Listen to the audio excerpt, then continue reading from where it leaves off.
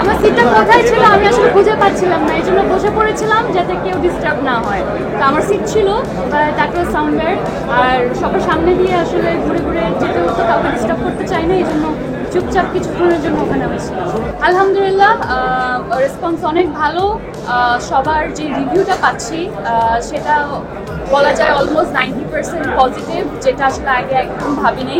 আমরা খুব অল্প এক্সপেকটেশন নিয়ে আসলে এরকম একটা সময়ে এই ফিল্মটা রিলিজ করি, বিকজ ফিল্মটা খুবই গুরুত্বপূর্ণ ছিল এবং এই সময়টাতে রিলিজ করা যদিও একটা রিস্ক ছিল, বাট তারপরেও আমি বলবো আমাদের প্রডিউসাররা সবাই, তাদেরকে অনেক অনেক ধন্যবাদ। তারা আসলে কোন সময় দিলে ভালো হবে, কোন সময় দিলে খারাপ হবে, এইসব জিনিসগুলো আসলে মাথায় রাখেন নাই, তারা এই রিস্কটা নিয়েছেন, তাদেরকে অনেক অনেক ধন্যবাদ। কেন আসেননি না, আমি আসলে ভালো গল্প নিয়ে আর ভালো চরিত্র নিয়ে আসতে চেয়েছিলাম এবং আমার মনে হয়েছে আমি যখন প্রিয় মালতের স্ক্রিপ্টটা পাই আমি এরকম কিছু দিয়েই আসলে শুরু করতে চাই, এবং একটা আর্টিস্টের তো ডিফারেন্ট ধরনের কাজ করতে হবেই।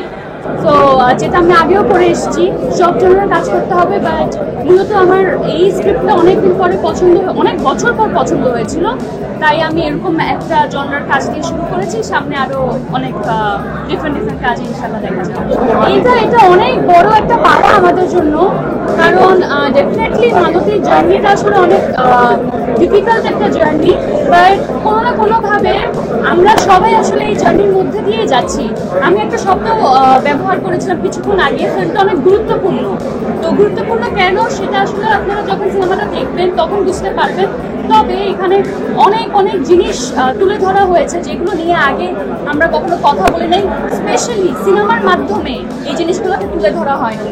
যেমন আমি একটা ছোট্ট এক্সাম্পল দেই, সেটা হচ্ছে আজকে এখানে যখন আমি আসছিলাম প্রচণ্ড জ্যাম ছিল, আর আমি শুনতে পাচ্ছিলাম যে আমাদের গাড়ির পিছনে একটা অ্যাম্বুলেন্স রীতিমতো অ্যাম্বুলেন্সের সাইরেনটা বেজেই যাচ্ছে, কিন্তু তাকে কোনো ধরনের জায়গা করে দেওয়া হচ্ছে না। ডেফিনেটলি ওখানে একজন পেশেন্ট আছে বা এমার্জেন্সি একটা ব্যাপার ঘটছে এখানে, তো আমাদের তো আসলে তাদেরকে জায়গা করে দেওয়ার দায়িত্ব। তো এরকম অনেক ধরনের দায়িত্ব আছে যেগুলো আসলে ঠিক মতো আমরা হয়তো বা করতে পারছি না, কোনো না কোনো জায়গায় একটা সিস্টেম্যাটিক এরার আছে।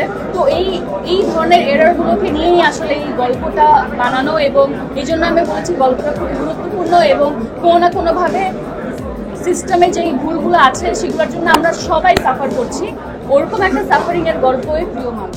এত মূল্যবান সময় আমাদেরকে দিচ্ছেন, এটার জন্য অনেক অনেক কৃতজ্ঞ আমি এবং আমার পুরো টিম। Thank you.